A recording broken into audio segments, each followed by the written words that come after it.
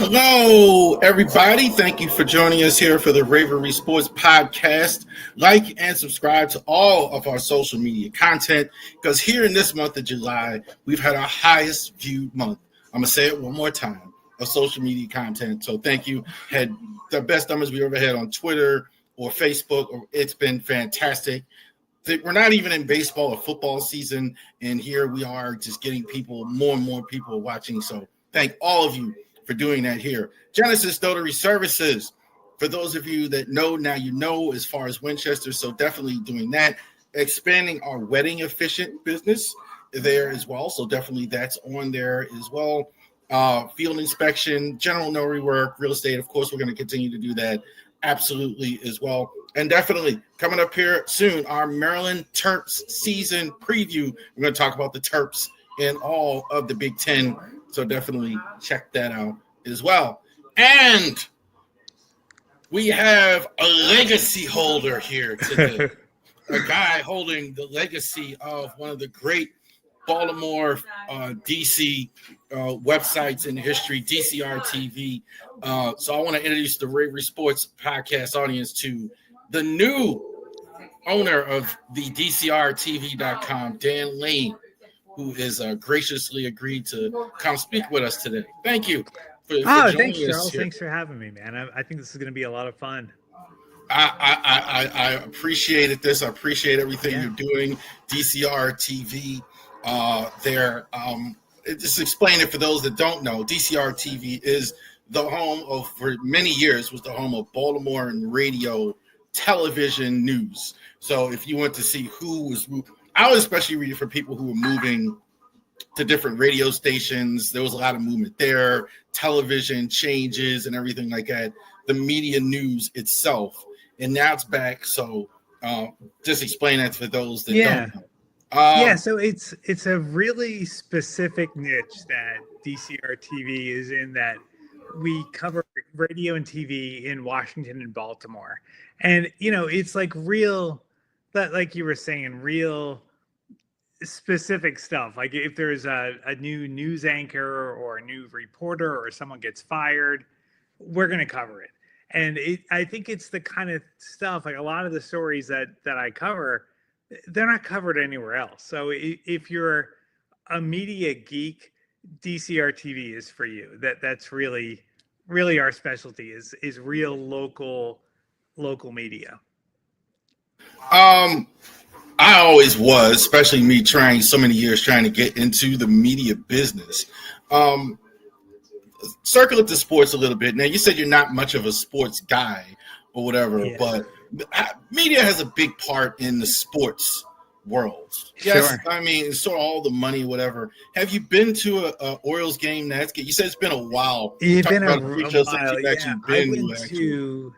an Orioles game. I've been to a few Orioles games, but it's been a long time. It's probably been 20 years since I've been there. I don't know why I haven't gone back. It's fun. Actually, you know what? I take it back. It's probably been 10 years. I was at a skybox the last time I was there. And once you're in one of those skyboxes, they have catered food in there and you have a great view. You have your own little bathroom there. It's hard. Not exactly the old Memorial Stadium, is it? Yeah, right. It's hard to go to a game and sit in the stands after having that first class treatment. But yeah, I do enjoy going to games. I wish I was more of a sports guy. I like sports. I just have a hard time taking the time to sit down and watch a game. Yeah, baseball is especially, I hear that all the time, people in sports, it's a bit of a grind at times. There's a lot of games and everything. Yeah. Real quick, and again, I don't want to spend too much time, but Masson, what's going on? Masson now, the Nats are now free to go off and get their own television deal after this year. The Orioles and Nats were locked in for so many years with that. Masson now, cable television network for years.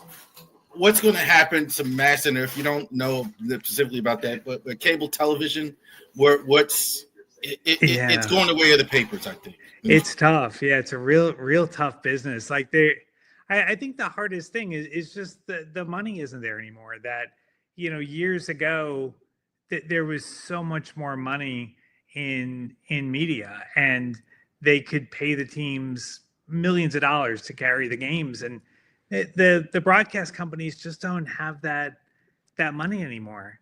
And so it makes it tougher to invest in the games, and it's really just a financial thing.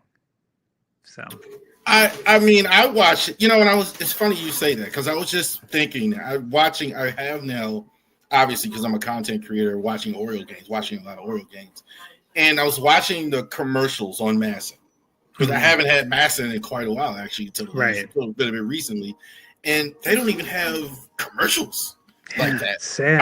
Like, used to, like, I remember watching the Oriole games. It used to have the SK hot dogs and all the fun stuff. And now it's like Science and Kirk, Westmore, and then Dead Air. Like, I mean, if you had a business, would you advertise there, or would you advertise on Facebook? Like, what's going to give you a better return? And I think social media is, like, so much money is going there that it just makes it tough for broadcasters to compete. I think, like, do they realize that? I kind of, like, when I'm talking to social media people and radio people, and they're kind of all different, though. I don't know if a lot of them realize. I'm talking about not from a business level, but the employee level and all that, the broadcasters and all that. Do they realize, that it's? What do you think? Yeah, I think they do. I think they know. I mean, it's obvious that, like, the world is changing. I mean, the internet has changed the world, and I was looking today. iHeartMedia, which is the biggest radio company in the country, they make 30% of their revenue from digital. So that's like off podcasting or selling ads on the website, or they resell Facebook ads. But 30% of their revenue is not coming from their radio stations. I mean, that's a lot of money, and it's growing. It's like the digital part of the business is growing, and the broadcast is pretty much dying. Well, here's the thing about iHeart, and they invest in everything. So I figured they would always be all right. They have radio, but they invest in their online. They invest in their, like, apps. They invest in. That's why they're not dying. So they can afford to have radio, TV, and all that other stuff. They can pay all these radio personalities all this money because they have that other side of the business as well. They are smart. They are smart about that. That they see the future. I think they are probably better positioned than the other radio companies. Like, they're doing a good job with digital. CBS isn't even a radio company anymore, right? They sold it, or they still using it? They sold. CBS was sold to Odyssey. They took over their radio station. So CBS is. But, like, CBS sold their radio. Like, CBS corporate sold their radio stations years ago. So that's not a recent thing. But they. Well, I think it happened to company, but I still am I crazy? Am I still seeing the name right? They're still branding some stuff as CBS. I think they do, like, CBS News Radio. Maybe even some sports too. But like, the CBS name is still out there a little bit, but it's not used for their radio stations anymore. You and I both want to talk about the guy who founded Dcrtv, Dave Hughes. Dave was I didn't know him personally, and I think you said the same thing. You never met the guy personally. I watched a lot of his YouTube videos. He had stuff that had nothing to do with media. He was a nomad, or living in a van, or something. Something along those lines. Like, he wore the same hat and shirt and shorts every time. White T-shirt and, like, camo pants. Camo short pants. Every day. What did you like about the old Dcrtv? What was your favorite thing about the old website when you had it? It was just incredible. The information that Dave had and like the rumors that he would get, he was just so plugged into the local media scene. I have a DCRTV podcast where I interview people that work or worked in radio or TV. And I did a show with Steve Allen, who was the program director of Oldies 100, which is a really big oldies station back in the 90s. And he said that they would have meetings where it would be, a couple of the executives from the radio company. They'd be talking about stuff. He'd get out of the meeting and check DCR TV, and what they talked about was on the website. And he's like, how did that happen? Like, how did they get up there so quickly? It's I know they had to be doing that. I didn't know. I didn't have any proof of that, but I know they had to be doing that, because if we're doing that or whatever, because I know that would happen on DCR TV. You see about the format change sometimes, a couple times before it even happened. Hey, Friday they're going to change format at this station. Yeah, and I know they had to be like, what? How did y'all? Because they don't. You're not a radio business. They don't tell you what they're going to do. Yeah, so it's funny. Like Steve was saying that when they were getting ready to flip to oldies, there was rumors that they might go country or a couple other formats. And Steve left laying around like a demo of jingles, of country radio jingles. He left that sitting around because he knew somebody from the radio station would see it and assume they were going country and report to DCR TV that's what they were doing to kind of throw people off that they were going oldies. So, it was fun. I think, DCR TV, really their heyday was really in the 90s. And like the site kind of went downhill in the last couple of years that Dave was running it. But yeah, I mean, it was just an incredible site for so long. I think I heard this said too, and I agree with DCR TV is kind of in that same era of, I'm ripping it off from Mike and the Mad Dog, like, who were New York radio guys for a long time.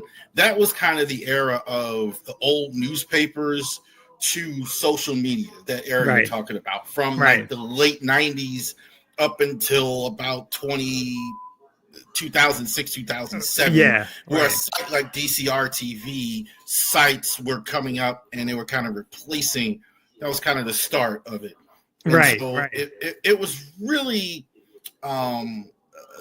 breaking news all the time with the news on DCR TV all the time. And Dave was a one-man show. Yes, I don't think he had a partner. It was just him at all. He just was sitting in his house and would just email all the time. And I mean, he would have been working on that site around the clock, because like, he would have updates like all the time. Like, I work on it a few hours a day, and like, there's a lot to do in the few hours that I work on it, but Dave was doing this full time. Like, he had a lot more time to devote to it. So, I mean, it was really, really incredible. Like, he really just a phenomenal job with DCR TV. And he would I was laughing at a Dave Hughes video one time. He said he was always asking for donations, right? Yeah. So he always had donations there. And somebody gave him like a scratch off. So, like, somebody, like, people would send him a scratch. Hey, thank you for sending this scratch off. Right. Here. And like, I actually got $4 from the scratch. Like, that's fans, man. That's people liking your stuff, man. If they're actually sending scratch offs. Yeah, he was a character. I mean, it was like, I think, like, that's something that I know I could never live up to, the personality that Dave Hughes was. I mean, he was just a one of a kind. Dave was missing. Dave is a treasure, man. Yeah, it was outstanding. I don't think, and I'll say this, I don't think you realize the impact you have sometimes. I don't know if he's not. I hope in some way, not to get too spiritual, but I hope somewhere he's watching this, they could see the impact. And I always try to keep that in the back of my mind, that like, I really want to carry on Dave's legacy, and whenever I do something, I always think, would Dave approve of this? Like, I really want to honor him with the website. So, yeah, you're talking about radio and TV as well. Cool stuff I've seen as well. Talking about how the signal got knocked over in Warrenton radio station. Oh my God! Yeah, crazy. They got completely knocked over. Sale of a radio station like 3.1 million in Hagerstown, I think. What was that, Hagerstown? Yeah. So it was. The value of these stations is so high. What do you think the future of radio is? I think it still has a future, but I think has to be, you have to have the iron model, or it's mixed in with other things. Yeah, I think radio is at a crossroads right now where the people have so many more choices of what they can listen to with podcasts and Spotify and streaming. It just I think radio, if they invest in good programming, I think they're going to be okay. But I think that if they just become a jukebox, it's like, why would someone listen? Like, if there's not good personalities and not good production, like there's so much that goes into making a radio station sound good. And I feel like a lot of stations have just kind of given up. But what's great is when you look at the top stations in DC, WTOP, WAMU, WHUR, like those are all stations that are doing a lot of local programming. And I think they're going to be fine. But yeah, it's all about being local and investing in making a good station. It's funny. I hear executives and people like you make two different comments there. Like, executives always say, radio executives and people in media say, play the hits, right? You want to play the top 45. And I think the one thing you have in local media is the locality, right? Right. Only you know what's going on in Washington, D.C. Only you know in Baltimore what's going on. I think there's still a lot of value in that. But it seems like they're trying to get away from that. I see that when I see the Masson and a couple other stations as well. What is you mentioned stations that are good. What are your favorite ones? I guess you could say all time, but right now, who's really was one you think, hey man, they're actually doing good things? Yeah, I think WTOP is probably what I listen to the most. They do a really good job. They're just so consistent with their clock, doing traffic and weather on the 8s and the news at the top of the hour, and their money news and the sports. Like, everything is at a set time, and they do a really, really good job. So I think WTOP is definitely what I listen to the most. Dave was always considered like TOP, similar to the one that Dave was always so complimentary of, WBAL. Me being the Baltimore guy, just well run, well formatted. Hosts are really smart. In general, why are we getting so much? I think have they given up on radio? Have a lot of these companies? It seems like they're not really working hard in radio. What do you think happens to a lot of radio personalities as far as employment? Well, like, a lot of them are, a lot of them are gone. Like, the stations have cut back. It seems like at iHeart, like, all of the stations have maybe 2 live personalities that are local, and then the rest of it is voice tracked either by people that work at other stations in the market or people from outside the market.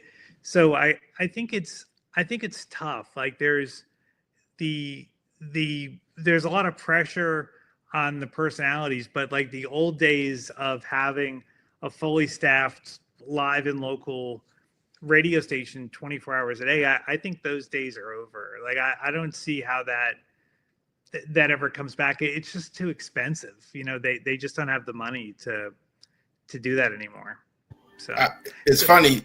I'm sorry, go ahead. You were saying. Yeah, I mean, it's just like, things change and technology changes too, where, like back in the 90s, they didn't have the technology to run the station without someone being there.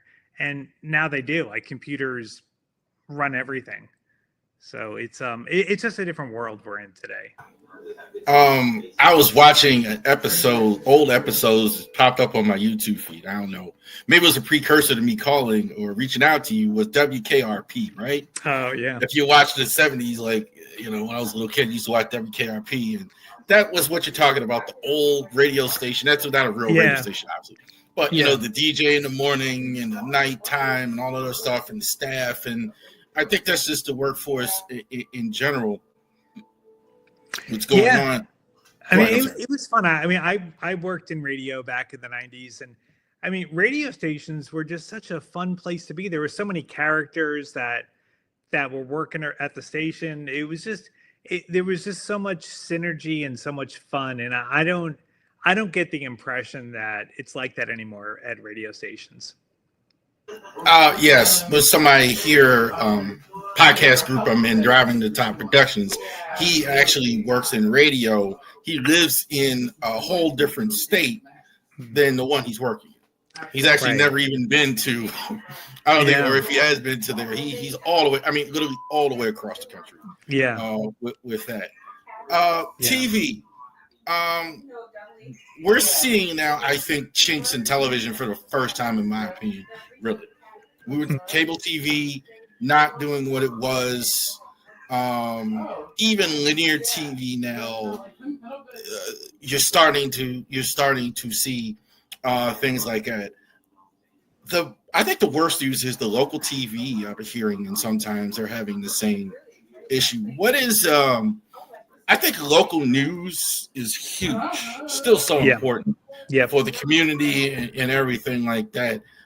So what do you think the future of local news? I saw it on your site too, Rob Roblin. Somebody was there for so many years, passed away. I watched. I always watch Rob. He was one of the snow guys. Great. Rob Roblin. What's your future of local news, you think, or what's going on? I don't know. Local news, I think, is still the moneymaker. That's where the stations are making the biggest chunk of their money. So I think as long as there's advertisers willing to pay, I think local news will be around. But it's just, how long, it's like so many people aren't watching TV the same way that they were. A lot of people are streaming, and they maybe don't even have access to local programming anymore. So I don't know. I feel like, at some point, like people younger than us, like people in their 20s, I don't think they watch local news. So, absolutely. I have daughters, and she didn't even know what the stations were. She's 18. Like, she doesn't even know. Like, me and my wife was saying it's NBC. She's like, what's NBC? Like, she didn't know she knew what the Peacock streaming was. Right. She didn't know. She doesn't know the channel.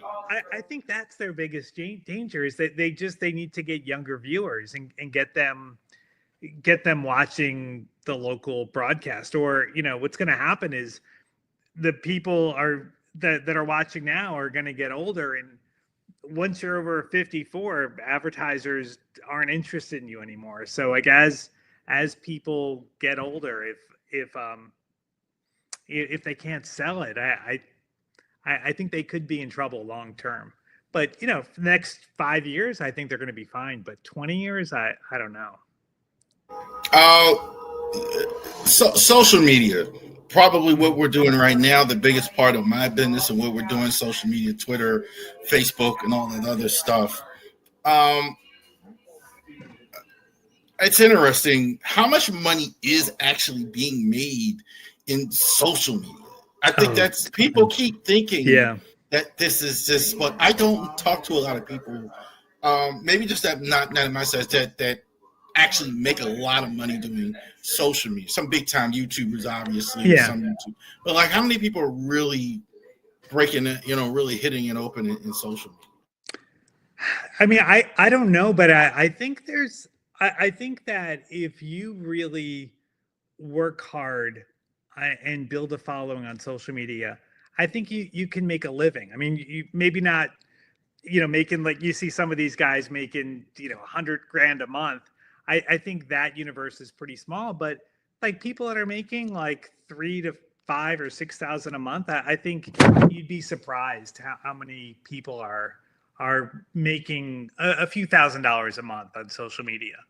Like I think it's really, if you can come up with good content, I don't think it's really that hard. Let's talk about the new Dcrtv. Yeah. So you brought it back here. It looks like the old one. I think you did a good job there, where it looks enough like the old one where you recognize it, but it's changed a little. Yeah. What do you want, as much as we both love Dave Hughes and all that, what do you want people to know about the new version of the Dcrtv? What's different than what it was before? When I first brought it back, I was afraid that there wouldn't be as much news, just because there's fewer people working at TV and radio stations today than there were back in the day. So I was really afraid there wouldn't be enough news. So I thought, well, I need to create content in other ways. And so I started the Dcrtv podcast. We have air checks from different radio stations. We have jingles from different radio stations. So I'm doing a lot of that content, but surprisingly, there's been a good amount of news. Like I generally have a story or two every day. So I mean, as many stories as I can find out about, I'll cover. But I really think the podcast is very cool. Like just hearing what, like, some of the behind the scenes stories of what's happening. I mean, I've been fascinated by all the ones that I've done so far. Watching pro wrestling as long as I have, always watched WWE. They always say in WWE, it's more interesting what goes on behind the curtain as it is in all the program that you're actually seeing live. Right. So what's the weirdest, maybe that's not the right question, but what's the behind the curtain thing that you've heard that surprised you? That would surprise the audience, that would surprise people. That's a really good question. I'll tell you one that comes to mind is Leon Harris, who was a huge broadcaster. I'm sure you know Leon. He worked at Channel 7 and Channel 4, and I mean, he was in this market for a long time, but unfortunately, he had an alcohol problem. And he was drunk on the air, and they took him off the air mid-newscast. And he actually came out, I don't know, maybe a month or two ago, and told the story of what happened. And I think that was just fascinating and very very kind of cool that he would take us behind the scenes and tell us about his problems and what he was struggling with, and how it just kind of got away from him, and he ended up drinking before the newscast, and he told the story about how he got fired, and that's I mean, I have a lot of respect for Leon. I think he's a great broadcaster, and I think just talking about what he's been through in a very open way, I think I really admire that. I did. Wow. Yeah. That's he's there a long time too, right? 30 years. I mean, he's one of the staples of DCTV. Yeah. For a long time. Real long time. Yeah.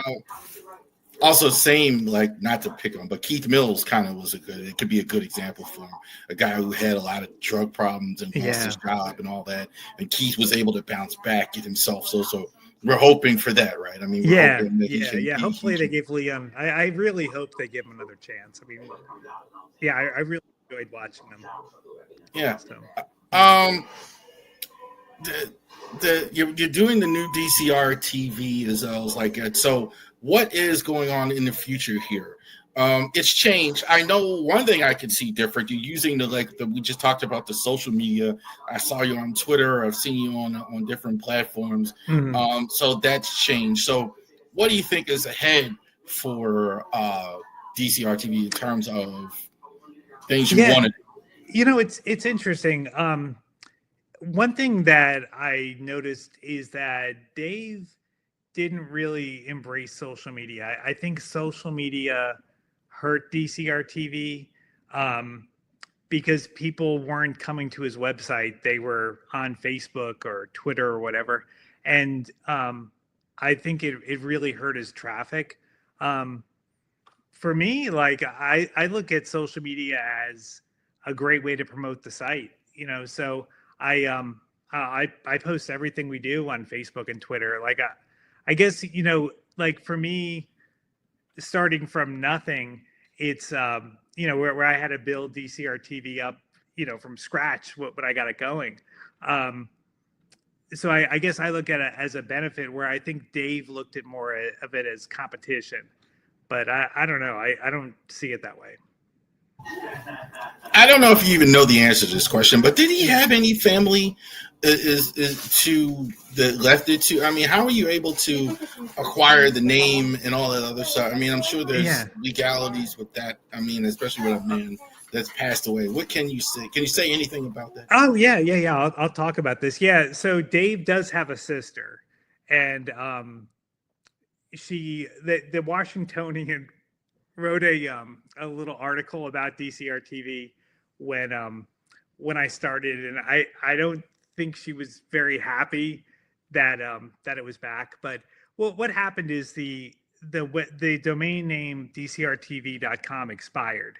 Dave had it for a couple of years, or for a long time, and then it expired, and I saw that it was getting ready to expire, and I was thinking, I really hope that somebody buys the name and brings DCR TV back. And I was just afraid that somebody would buy it and not do anything with it, or maybe not put a lot of effort into it and not make it good. And so I thought, well, maybe when this expires, I should just buy it and bring it back. And I really didn't want to, but I just felt like this was such a cool thing that Dave had.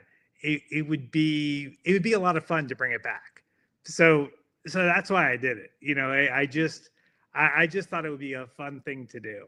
And maybe at some point, I'll probably pass it off to somebody else, but for now, I think I think DCR TV is just a really great resource for the community here.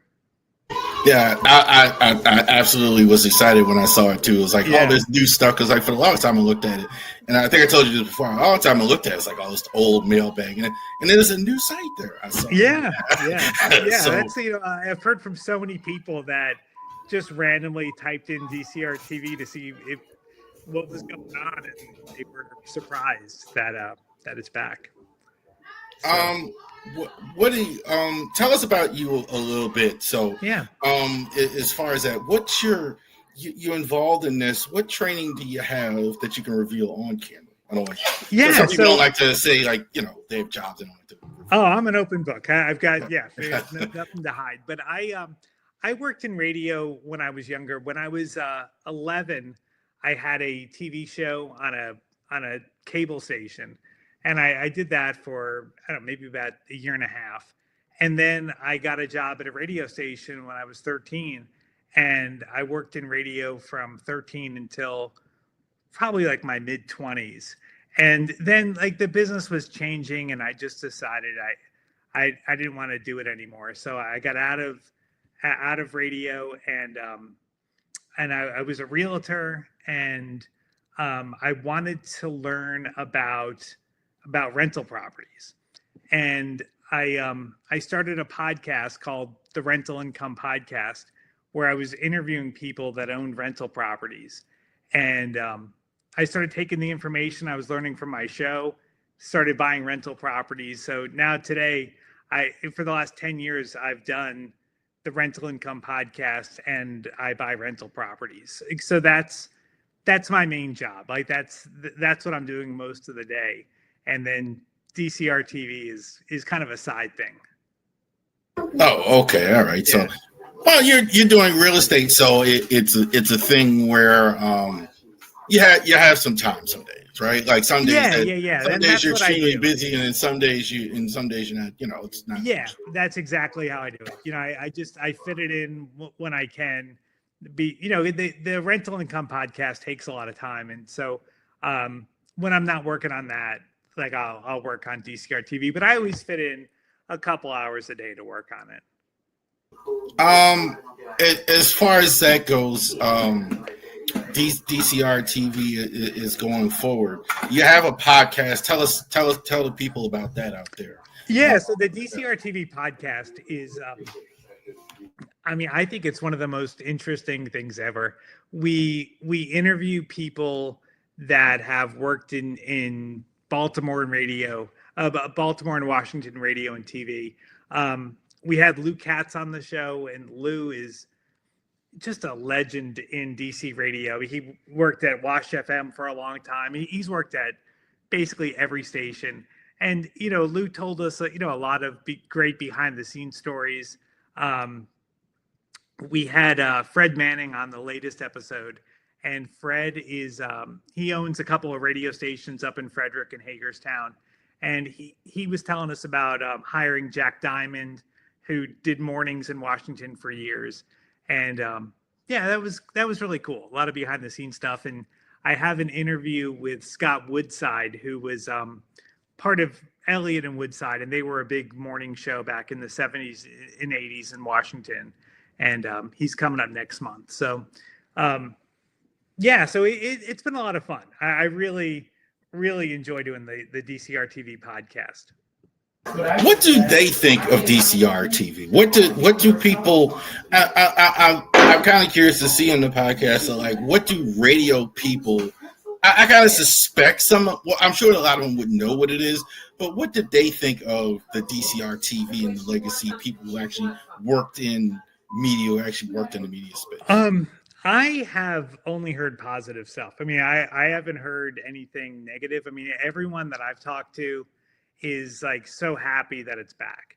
That they looked at it as a great resource, and I haven't heard anything negative. And I think, just with the nature of DCR TV being such a niche website about local radio and TV, that 99% of the world does not care at all about what we cover. But the people that really are interested in radio and TV, I think they love it.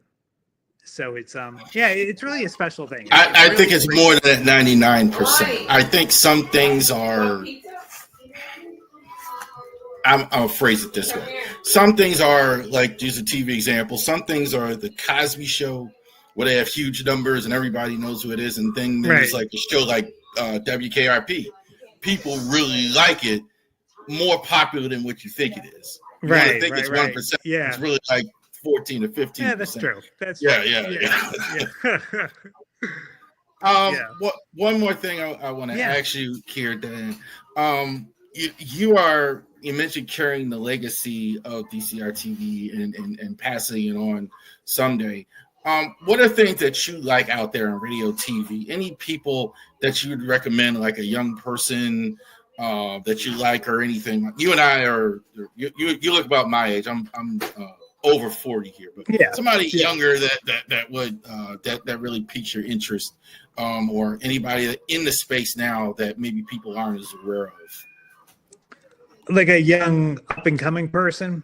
Yeah, like a young up and coming person, or somebody maybe not even super young, but somebody maybe like that's a bit unsung. Somebody maybe that people don't realize. Oh boy, that's tough. I don't know. I don't see a lot of young people getting in the business anymore. I really, like, no one's coming to mind.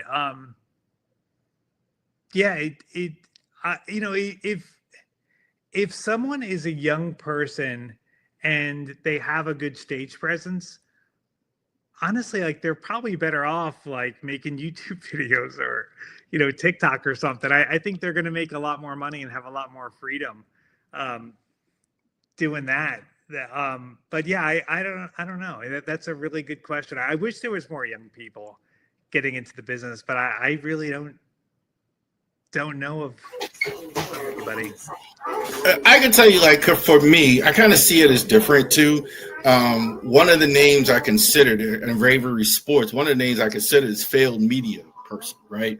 Because I failed media because I tried to go in through the traditional route. Like when I was younger, I tried to get a job at a newspaper, radio station, television station, etc. And so now I'm like, I feel like, okay, well now I'm on a YouTube, right? I can do it. Right. But young people see it just the opposite, right? They see it as those TV guys over there. Yeah. What are they? What is that? The YouTubers is the thing that's going on now. So I would like to see it continue. I think it is. I do think it's more of a future than what people think, but I think newspapers are still around. Yeah. Television is still around. Cable, I think, is the issue of it's starting to just not be good because they're taking so much money out of it. You're not producing new content that people like. All day long, my wife watches like SVU and all that other. Right.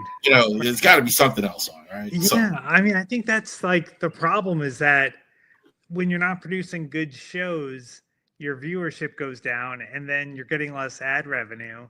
And then you don't have the money to invest into making good shows. So the quality goes down again. And it's a really bad downward spiral. And I really hope that like somebody in local media realizes this and will invest into making the station better, because if you look at WTOP, they are the highest billing radio station in the whole country. And there's markets like New York and LA and Chicago that are much bigger than DC, and WTOP is making a fortune, and it's because they have a lot of really good people working there. So I hope other radio companies see that and try to get some of the action, because like there are ad dollars out there and there are listeners and viewers. So I hope they can grab some of it. Yeah, and the scenario you mentioned is kind of the same thing with papers. You don't have money, so you fire all the good writers. Well, the people who were watching were still there, like it less in general. Right. In general. So Dan, I want to thank you for taking time. It was you really seem like a good guy here. So again, tell people where they can find Dcrtv and even your other podcast if you want to talk about that. Yeah, Dcrtv.com. The Dcrtv podcast is on Apple Podcasts and Spotify, any podcast platform, or you can go to Dcrtv.com and there's a link to listen to it there. But check out the site, and I put out a newsletter every day at about 5:00 with a summary of whatever news we had that day. So check it out, Dcrtv.com. All right. Thank you, sir. And thank you all you Raven fans, Oriole fans for checking out. Absolutely check out, like I did and have all the time, Dcrtv.com for if you want to see all the media news that's going on. Thank you so much, all of you, for joining us for the Ravori Sports Podcast. You guys enjoy the rest of your day.